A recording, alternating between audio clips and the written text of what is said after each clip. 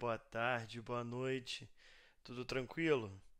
Então, dando continuidade aqui à nossa parte de bioquímica, finalizando essa parte de compostos orgânicos, a parte de ácidos nucleicos que a gente tinha trabalhado. Na aula anterior, a gente falou sobre a estrutura dos ácidos nucleicos e falou sobre algumas características. A gente fez basicamente uma comparação entre o DNA e RNA, beleza? O que a gente vai ver agora? As bases nitrogenadas. Basicamente, a gente tem que se ligar que existem cinco bases nitrogenadas diferentes, tá? Pro DNA, a adenina, a guanina, a citosina e a timina, beleza? Para o RNA, adenina, guanina, citosina e uracila. Reparem que em DNA, o que vai parear com a adenina é a timina. Com relação ao RNA, o que vai parear com a adenina é a uracila. Beleza? Então, sempre existem alguns macetes que os professores passam para que você lembre. Por exemplo, DNA, Agnaldo Timóteo e Gal Costa.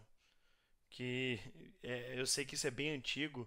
Isso era macete, inclusive, que meus professores de pré-vestibular de terceiro ano ensinavam. Então, eu sempre sugiro que vocês busquem alguma forma de vocês lembrarem isso.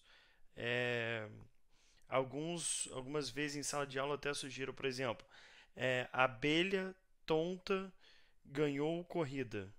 Uma coisa boba, assim, ridícula, mas que vocês conseguem fazer uma frasezinha que vai lembrar, que vai permitir que vocês se recordem isso daqui.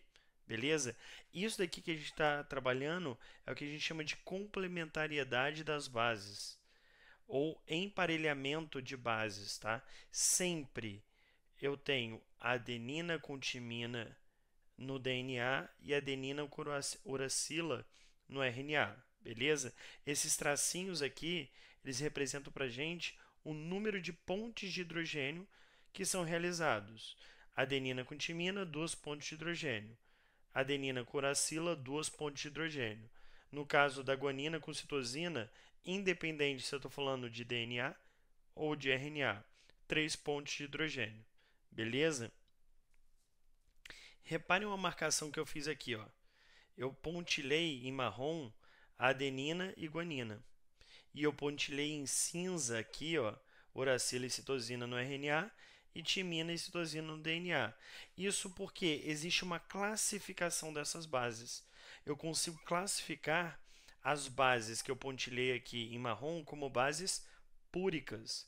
Existe uma molécula chamada de purina, que é uma molécula que vai ter basicamente dois anéis assim, formados por carbono e nitrogênio, tá? Forma como se fossem duas cadeias fechadas. A gente chama de dois anéis. E esses dois anéis aqui são derivados de uma molécula chamada de purina, tá? A alteração de radicais nessa purina transforma essa purina para mim em uma adenina ou em uma guanina, beleza? Da mesma forma, existem as bases pirimídicas, que são derivadas de uma outra molécula que tem um único anel. Ela é formada por um único anel, uma cadeia fechada, que é a molécula de pirimidina. Então, essa molécula de pirimidina, quando vai variar algum radical, algum átomo na sua estrutura molecular, eu estou trabalhando timina, citosina ou uracila. Então, basicamente, o que vocês precisam lembrar disso? Que adenina e guanina são bases púricas e que timina, citosina e uracila são bases pirimídicas, ou seja, adenina e guanina têm dois anéis na sua cadeia, tá? A molécula adenina e guanina são formadas por dois anéis, já a timina, citosina e uracila vão ser formadas por um único anel. Tá? Isso, como eu já falei para vocês, é relação de emparelhamento ou complementariedade das bases. Tá? É como se existisse uma equivalência. Para cada adenina em uma fita de DNA, eu vou ter uma timina para ser complementar a essa adenina na outra fita de DNA. Tá? Lembre-se que o DNA é formado por duas fitas. Então, se eu estou falando de uma fita do DNA, eu estou falando não de uma outra molécula, e sim da metade de uma mesma molécula de DNA. tá? Vou mostrar um exemplo logo mais, tá? Da mesma forma, vai funcionar para RNA. Por mais que o RNA não seja formado por duas fitas, para a produção do RNA, eu dependo de um DNA. Então, a fita de RNA é transcrita a partir de uma molécula de DNA. Então, vai existir também esse emparelhamento, essa complementariedade.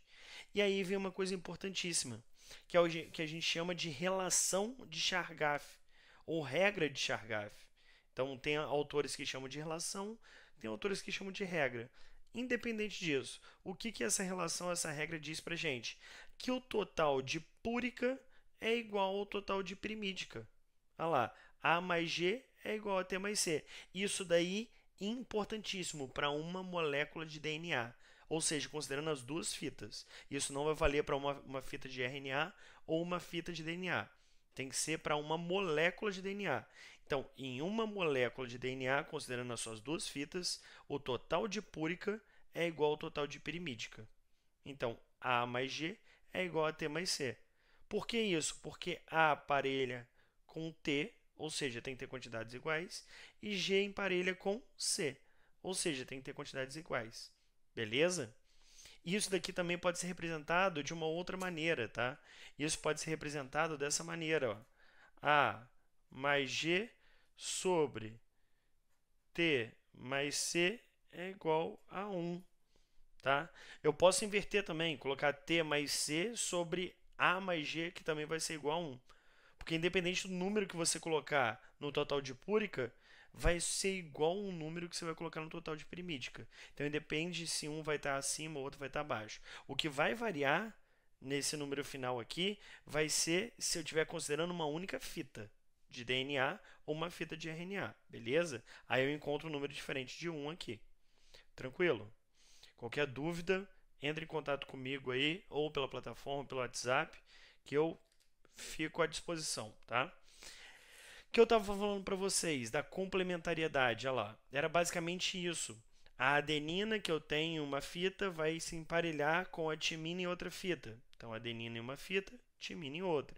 A guanina de uma fita vai se emparelhar com uma citosina na outra. Então, reparem que ao longo, isso aqui é um trecho de uma molécula de DNA. Essa é uma fita, essa é a fita complementar. Então, basicamente, eu chamo uma fita de fita molde, que serve de molde para a produção de uma segunda fita, que essa segunda fita vai ser complementar à fita molde. Beleza? Então, basicamente isso que a gente enxerga se a gente desse um zoom num trecho de uma molécula de DNA. Só que aí, se eu desse um zoom maior ainda, seria isso daqui que a gente iria enxergar. Reparem aqui, eu peguei esse trechinho aqui, onde eu tenho adenina e guanina na mesma fita, timina e citosina na outra fita complementar, e elas emparelhadas. Aí eu dei um zoom aqui para vocês, ó.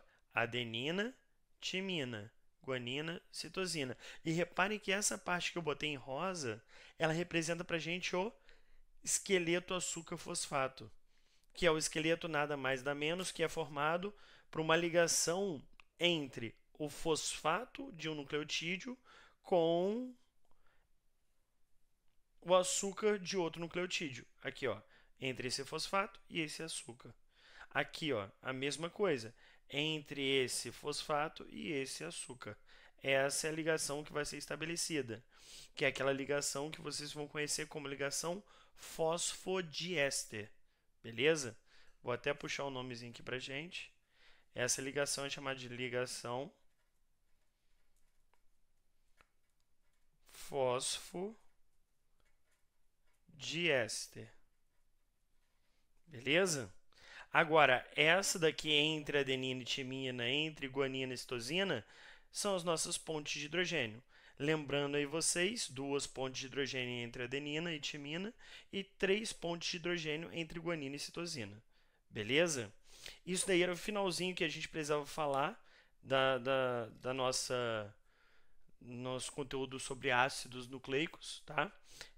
Basicamente, isso daqui representa para a gente a parte estrutural final, né? Aí, além disso, que a gente vai ver a respeito de ácidos nucleicos, são videozinhos que eu vou indicar para vocês de animações sobre replicação, transcrição, tradução que eu acho que fica mais dinâmico pra gente.